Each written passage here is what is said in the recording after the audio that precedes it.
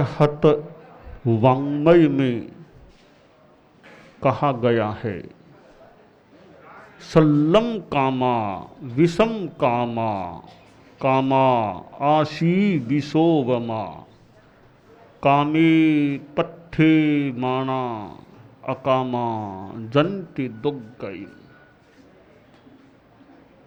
दुनिया में भोग चलता है, योग भी चलता है।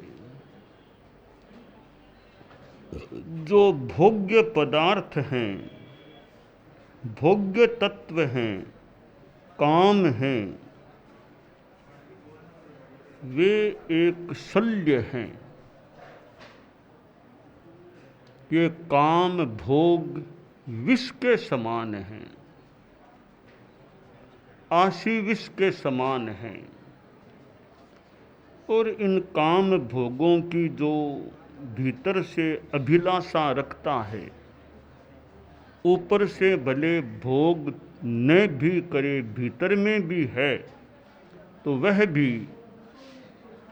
दुर्गति का कारण बन सकता है।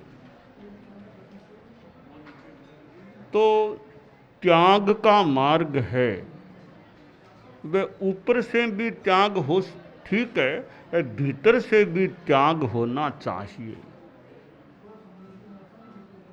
ऊपर से त्याग है और मन में भी वो त्याग का प्रभाव हो, तो एक अच्छी स्थिति हो सकती है। और मानसिक स्तर पर त्याग न हो, कायिक स्तर पर त्याग हो भी जाए, त्याग है उतना तो बढ़िया ही प्रतीत हो रहा है। क्योंकि 3 करण 3 योग, 3 योग में मन वचन काय, करण में करना कराना अनुमोदना।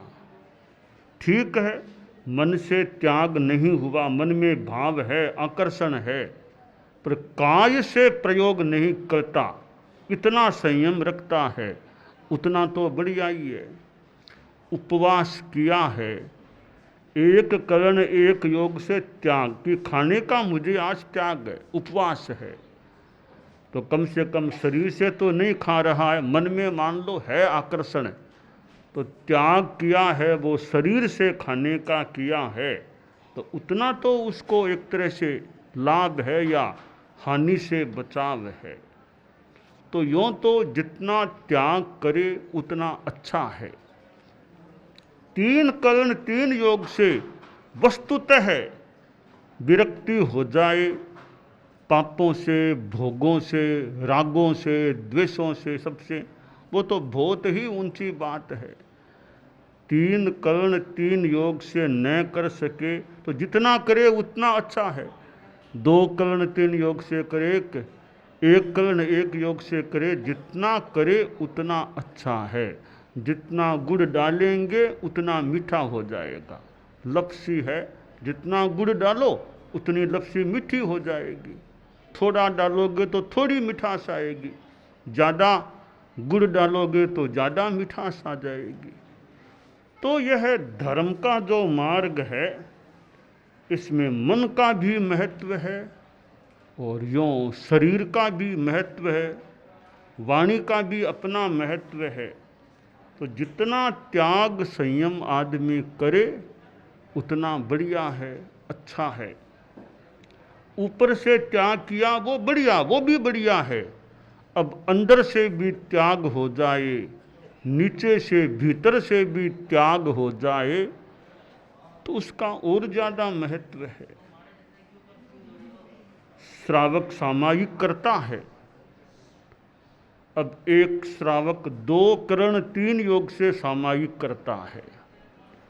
एक यानी यह 6 कोटि की सामायिक, एक आदमी 8 कोटि की सामायिक कि अनुमोदो ने वचन से काया से यह भी त्याग कर दिया, तो 8 कोटि सामायिक हो गई। कोई 9 कोटि सामायिक कर ले कि 3 करण 3 योग से सावध्य योग का मुझे इस सामायिक के दौरान मैं त्याग करता हूँ, तो वह 3 करण 3 योग से होने वाली सामायिक हो सकती है।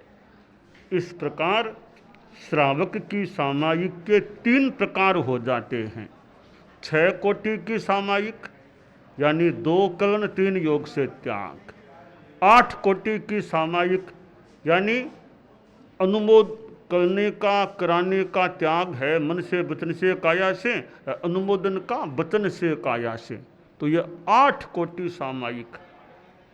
और 3 कर्ण 3 योग से त्याग कर दिया, करूँ नहीं, कराऊँ नहीं, अनुमोदन नहीं, मन से, वचन से, काया से सब त्याग है, तो ये 9 कोटि की सामायिक हो जाती है।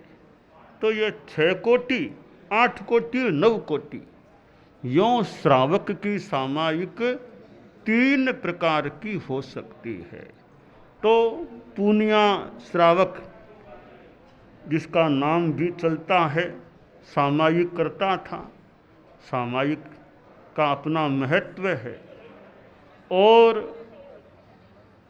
राजा श्रेणिक की बात ठीक है, बात में यत् किंचित अंतर हो, पर मूल जो कथ्य है वो यह है कि राजा श्रेणिक को पता चला कि मरने के बाद मुझे तो नरक में जाना पड़ेगा, नरक गति का बंद हुआ है। तो भगवान महावीर के पास पहुंचा, बोला भगवान बचाओ, कृपा करो, नरक से तो मुझे बचाओ, नरक में तो मत न जाना पड़े मुझे, इतनी तो कृपा करो, कोई उपाय बताओ कैसे मेरा बचाव हो सके। अब जैसा कहा जाता है, भगवान महावीर ने कई बातें बताई। एक बात यह बताई कि भाई एक काम कर हो जाए कि पुनिया श्रावक है, वो सामायिक करता है, उससे एक सामायिक तुम अगर खरीद लो तो तुम्हारी नरक टल सकती है। तो सोचा पुनिया तो हमारा ही आदमी है, बात कर लूँगा, कोई बात नहीं। तो राजा पुनिया के वहाँ खुद गया। पुनिया एक सामान्य आदमी, एक वो कोई बहुत पता नहीं कोई धनाढ्य था नहीं, तो सामान्य आदमी रहा होगा संभवतः। बोला मालिक आप मेरे यहाँ पधारे, तो वो कोई काम था तो मुझे आप बुलाते, मुझे याद करते, आप यहाँ क्यों पधारे? मैं आता आपके पास, कोई मुझे आदेश भेजते आप, मैं आ जाता। मालिक बड़ी कृपा की, यहाँ पधारे हैं। राजा ने कहा रे पुनिया मैं अभी आया हूँ, वो मालिक तो ठीक है, तुम्हारी अपनी भाषा है, अभी तो मैं कुछ मांगने के लिए आया हूँ। पुनिया बोला आप मेरे से क्या मांगो, हम लोग तो आपसे मांग सकते हैं, आप सम्राट हो, माई तो बड़े हो, हम तो आपसे कोई मांग करें तो एक संगत बात है। आप लोग, आप जैसे बड़े हमारे मालिक हैं, सम्राट हैं, वो मेरे से आप क्या मांगोगे? क्या मैं दे पाऊंगा? मैं दे भी क्या पाऊंगा आपको?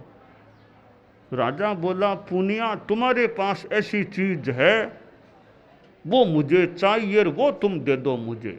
मालिक आप फरमाओ क्या चाहते हो मेरे से? आप कि पुनिया तुम तो सामायिक करते ही हो, उनमें से केवल एक सामायिक वो मुझे दे दो।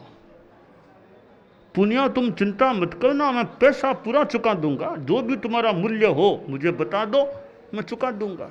तो एक सामायिक मैं लेना चाहता हूं।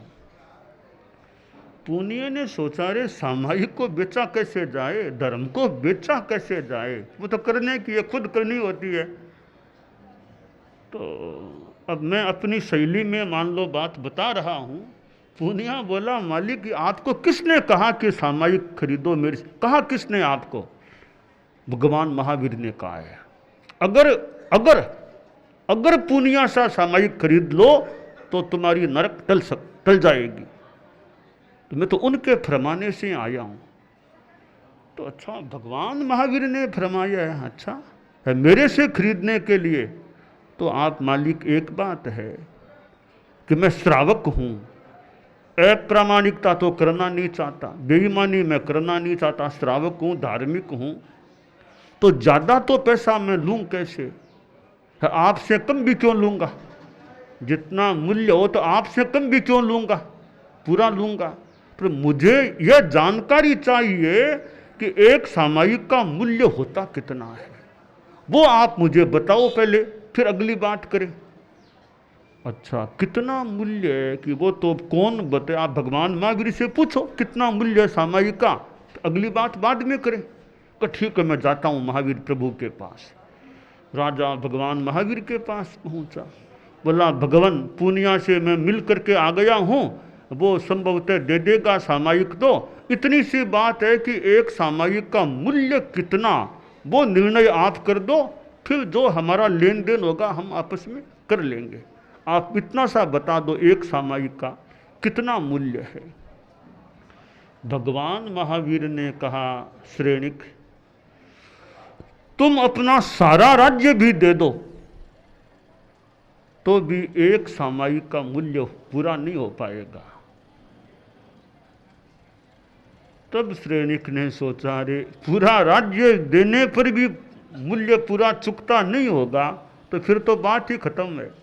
और तो मैं क्या दूंगा, राज्य से ज़्यादा और दूंगा क्या दे पाऊंगा मैं। राजा समझ गया कि सामायिक को खरीदा नहीं जा सकता, वो तो अमूल्य है, सामायिक तो अमूल्य है, उसको खरीदा नहीं जा सकता, और मेरी नरक टाली नहीं जा सकती। तो सामायिक 3 कर्ण 3 योग से भी श्रावक सामायिक कर सकता है, ऐसी मान्यता परंपरा सिद्धांत की बात है। हालांकि आमतौर से संभवतः प्राय नहीं करते होंगे, पर सिद्धांततः मान्य है कि 3 कर्ण 3 योग के त्याग वाली, सावध्य योग के त्याग वाली सामायिक भी श्रावक के हो सकती है।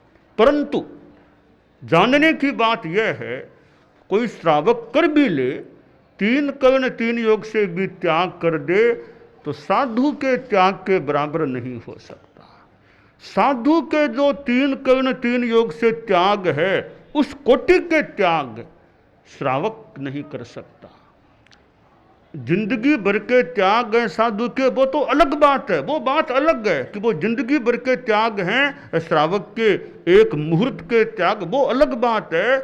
जो त्याग है 3 कर्ण 3 योग से, वो भी साधु के समान नहीं हो सकते। क्यों नहीं हो सकते? कि साधु के जो 3 कर्ण 3 योग से त्याग है, उसमें कहीं कोई आगार नहीं है, कोई आगार नहीं है, कोई कहीं अपेक्षा नहीं, सापेक्षता नहीं, निरपेक्ष त्याग है। श्रावक के जो सामायिक में 3 कर्ण 3 योग से त्याग हो भी जाए, वो सापेक्ष त्याग है, निरपेक्ष नहीं। सापेक्ष कैसे है? उदाहरण आप कल्पना कर लो, आपने यहाँ बैठे बैठे हमारे सामने मान लीजिए 3 कर्ण 3 योग से एक सामायिक का प्रत्याख्यान स्वीकार कर लिया। वर्तमान में आपका मन भी शुद्ध, वाणी भी शुद्ध, काय भी, सब शुद्ध है, कोई वर्तमान में दोष नहीं हो रहा है। इसके बावजूद सापेक्ष है त्याग। कैसे? कि आपके धंधे चल रहे हैं, आपके ब्याज मान लो कोई कहीं बैंक में रखा तो वो ब्याज है, वो सामायिक के काल में भी वो ब्याज आपको आने की प्रक्रिया में लगा हुआ है। आपने घर में किसी को कह दिया वो खाना बनाना, आप तो सामायिक में बैठ गए, अब वो खाना किसके कहने से बन रहा है? वो आपने कहा था, तब आरंभ समारंभ वो हो रहा है, उसके भी कारण तो आप हैं। और आपने आदेश दिए, दुकान आदि में काम धंधे हो रहे हैं, तो वो सारे आपके कारण से हो। तो वो उन सावध्य योगों से आपका जुड़ाव है, आप उनसे बरी नहीं हो सकते, मुक्त नहीं हो सकते। इसलिए 3 कर्ण 3 योग से भी श्रावक सामायिक कर ले तो वो भी सापेक्ष 3 कर्ण 3 योग से त्याग है, साधु जैसे निरपेक्ष त्याग नहीं है। तो मैं यूँ समझ रहा हूँ कि साधु के 3 कर्ण 3 योग से जो सावध्य योग के त्याग हैं वो निरपेक्ष त्याग हैं। श्रावक के होते भी हैं तो वो सापेक्ष त्याग होते हैं सामान्यतया, ऐसी बात प्रतीत हो रही है। तो ये काम भोग हैं, उनके प्रति शरीर से भी विरक्ति, वाणी से भी विरक्ति और फिर मन से भी विरक्ति हो जाए, कृत कारित अनुमति 3 कर्ण 3 योग से हो जाए, वो बड़ी एक अच्छी विरक्ति गृहस्थ के जीवन में भी हो सकती है। साधु के तो होनी ही चाहिए, 3 कर्ण 3 योग से जीवन भर के त्याग हैं। और साधु के जो त्याग हैं वो बहुत उच्च कोटि के त्याग होते हैं। जो गृहस्थ है वो भले कितना ही त्याग कर लो, त्याग करे उतना बढ़िया ही है, बहुत बढ़िया है, जितना करे उतना बहुत बढ़िया है। पर साधु के जो जिंदगी भर के त्याग हैं, निरपेक्ष त्याग, कोई आगार नहीं, पूर्णतया त्याग है 3 कर्ण 3 योग से, उस त्याग की बड़ी महत्ता है। इसलिए साधु अनगार है। संजोगा विप्पमुक्कस्य अनगारस्य भिक्षुणो, कि साधु है संयोग से मुक्त है, संबंधातीत चेतना। साधु संबंधों की दुनिया से एक सीमा तक माने उपरत हैं। उपरत कैसे है कि आप लोग बोलते हैं मेरा मामा, मेरा भतीजा, मेरा चाचा, मेरे पिताजी, ये मेरा मेरा मेरा मेरा बेटा वहाँ है, मेरे बेटे की शादी होने वाली है, मेरे पोते की शादी होने वाली है, मैं शादी में जाऊंगा। अब आपको पोते की शादी होने वाली है तो कहाँ से कहाँ आप जाते ही होंगे भी, पोते की शादी आपका कर्तव्य भी हो सकता है। एक साधु है कि पोते की शादी, तो साधु को क्या मतलब, पोते की शादी एक दोहिते की एक है तो है, तुम्हें क्या मतलब इससे। तो साधु को कोई जाने की जरूरत नहीं है शादी के लिए, तो आप नहीं जाएंगे तो भी थोड़ी कठिनाई हो जाए भी कि पोते की शादी में आए नहीं। तो आपको इच्छा ना भी हो तो भी व्यवहार को निभाने के लिए कई बार दूर दराज भी जाना पड़ सकता है। कभी परिवार में शादी है, लागती पागती में शादी है, किसी को तो भेजो शादी में, कोई तो जाओ, क्योंकि आप संबंधों की दुनिया में जी रहे हैं। साधु संबंध मुक्त दुनिया में। अब साधु के किसी की डेथ भी हो गई तो हो गई, साधु तो समता में रहे अपने। आप लोगों को तो वहाँ जाओ करो वैसा करो, क्योंकि संबंध है, कहीं मोह का भाव भी है, कहीं व्यवहार निभाना भी।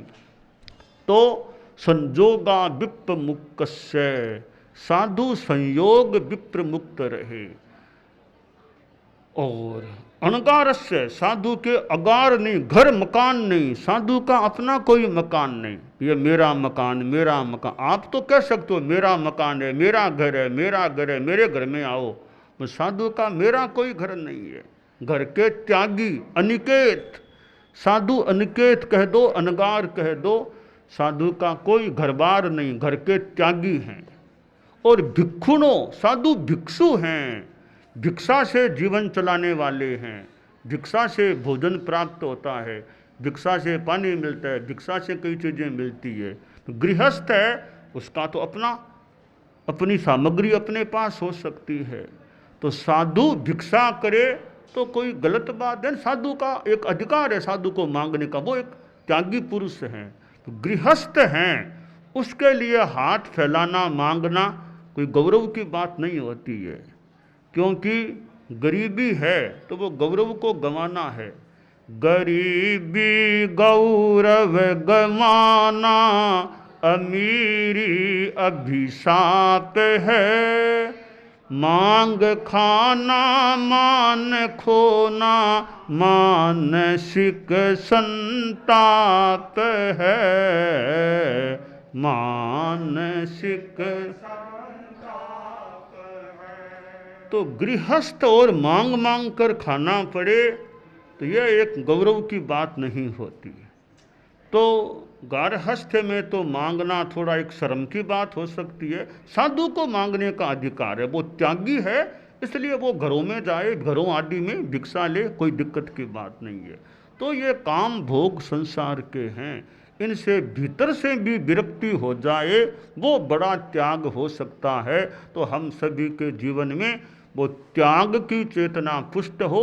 गृहस्थ हैं वो जितना क्रम से जितना आगे बढ़ सके त्याग को बढ़ाने का प्रयास करें, यह काम्य है।